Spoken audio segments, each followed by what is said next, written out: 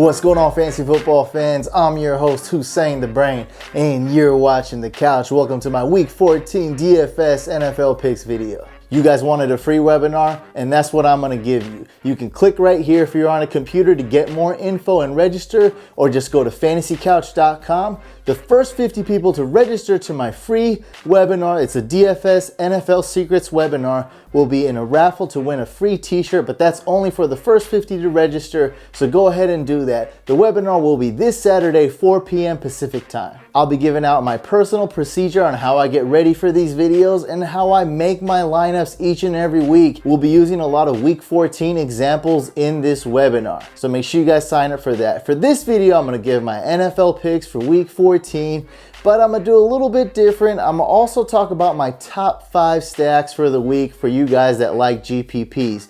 I know I'll be playing a lot of GPPs this week. You know how we do on the show. We like to start off with the kicker and defense. That gives us a better idea of our average remaining salary. We like those minimum price kickers, but if you can afford it, I really like Brandon McManus this week. I also like Steven Hauschka. Hauschka is the highest price kicker at $5,100 though. Graham Gano is good. Cairo Santos is good, but there's a ton of minimum price kickers that are okay, and I'm likely going to be picking a lot of those. My favorite is Matt Prater. He's kicking in a dome, going against the Rams. I like him a lot, so let's stick him in for now. For defenses, my top 2 defenses this week, and they just so happen to be the highest price defenses, are the Broncos D and Seahawks D. Now, there are some small factors with these defenses. Actually, my top 3 include those and the Chiefs defense, but there are some factors. So with the Broncos, keep tabs on DeMarcus Ware's status. For the Seahawks, let's see if Schaub is going to play. That's going to be a significant factor if Schaub doesn't play. Also, Crockett Gilmore, keep tabs if he's not going to play. I mean, the more starters that are out for that Ravens offense, the better the value is for the Seahawks defense. It's just the way it goes. We got to use these small factors to determine which defense and which players we're going to pick. It's the little factors and the little things that separate you from being a winner or a loser in fantasy. I really like the Jets defense. Now, they're priced the same price as the Chiefs D. For the Chiefs defense, you want to keep tabs on all the Chargers offensive players. Is Stevie Johnson going to play? Is Dontrell Inman going to play? I mean, that's a huge factor. Also, Justin Houston, one of the best players on that Chiefs defense. Is he going to play? How healthy he is? So keep tabs on his participation level during practice on Friday. The Lions are a sleeper defense. The Texans are more of a GPP high-risk defense if they can get a lot of sacks on Brady, maybe cause some turnovers. Like I said, high risk. If Cooks is out, the Buccaneers are also a high-risk defense, more of a punt at only $4,300. And another punt I really like, again, is the 49ers defense. Should be a low-scoring game going against the Browns. They're priced at $4,300. That's the defense that I wouldn't spend any less than $4,300 on the defense this week on FanDuel. So let's plug in the Niners D. Don't have too much faith in them, but let's plug them in. See if we can free up $500 more bucks for our salary, and that way we can spend it on the Jets or Chiefs, and if we have even more, we can maybe spend it on the Seahawks, for example. Now, I really believe this week that you want to pick the running backs and wide receivers that you really like. Those are the 2 most important positions.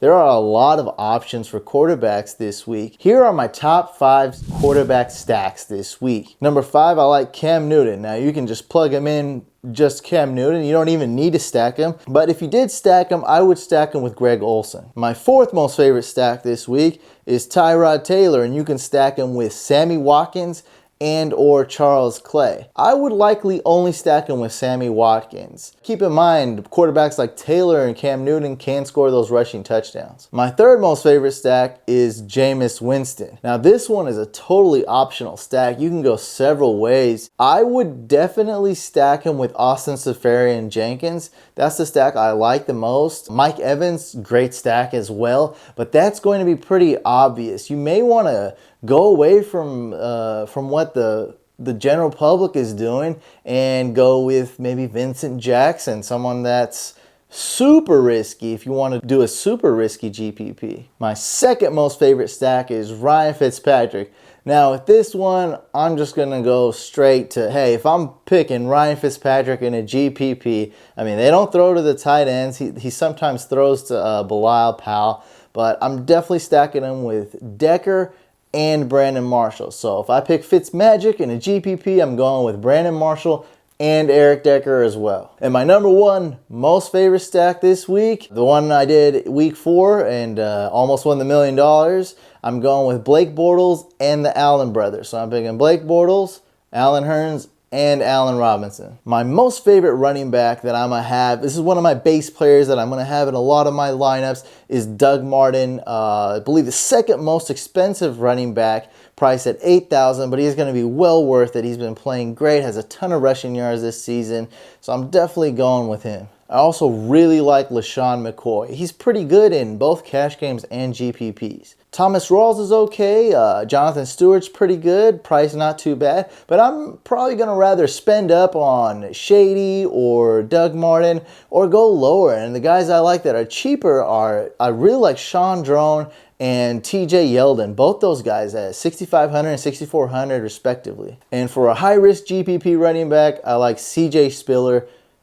Like I said, high risk though. For wide receivers, man, my two favorite wide receivers this week shouldn't come as any surprise. Odell Beckham Jr. and Antonio Brown. I like ODB more as a GPP play, and you can stack him with Eli Manning if you want, but you don't even have to. You can just pick him in a GPP. And Antonio Brown is more of a cash game guy. Now, it's not like this guy's definitely GPP, this guy's definitely cash. You can interchange him, you can use him as both. But I do see Antonio Brown more of a cash game guy. And we talked about a lot of these wide receivers when I covered my top 5 stacks, but just some more names. I do like Allen Hurns, like I mentioned, only $6,600.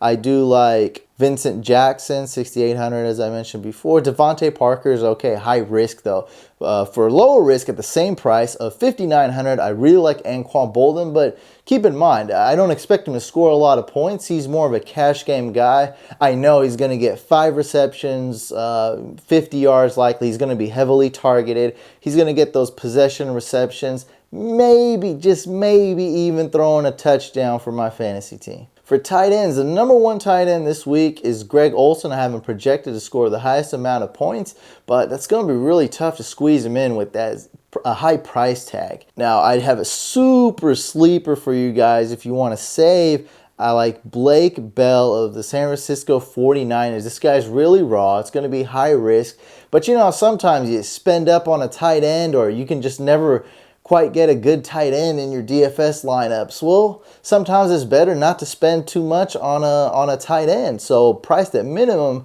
$4,500.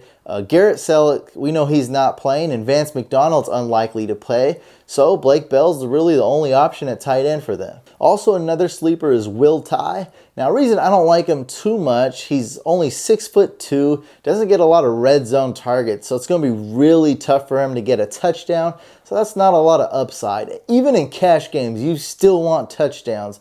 That's just the way it goes. And you know, there's other options out there, but I do like that guy is sort of a contrarian pick, an unpopular sleeper, someone that if they do score big is going to really help you out in GPPs. And those are all my picks this week. You can play them on FanDuel. Just follow the link below in the description. When you go to FanDuel, use promo code FantasyCouch. Just follow the link below, use promo code FantasyCouch.